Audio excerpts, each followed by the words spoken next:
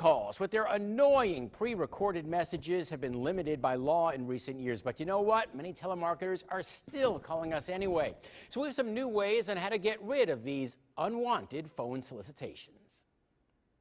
Richard Berman, like a lot of us, is getting more and more telemarketing calls to both his home phone and cell phone. Our warranty specialists are standing by and will take just a few minutes to quote you coverage and give you the peace of mind you deserve.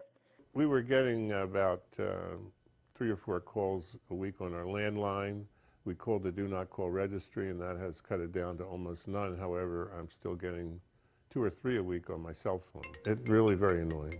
So after entering his home phone on the do not call list, Richard has decided to add his cell phone too. It's easy at donotcall.gov. But be aware, charities and political candidates are still allowed to call, and telemarketers who don't care about the law will still call. The problem is that enforcing the rules on unwanted marketing calls is tough. Some unethical companies go ahead and call you anyway, even if you're on the do not call registry.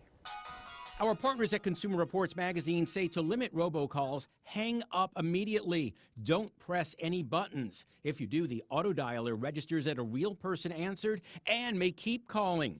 And check out news services that will block many automated calls. There's also a new free service called No Mo Robo, which identifies and hangs up on robocalls.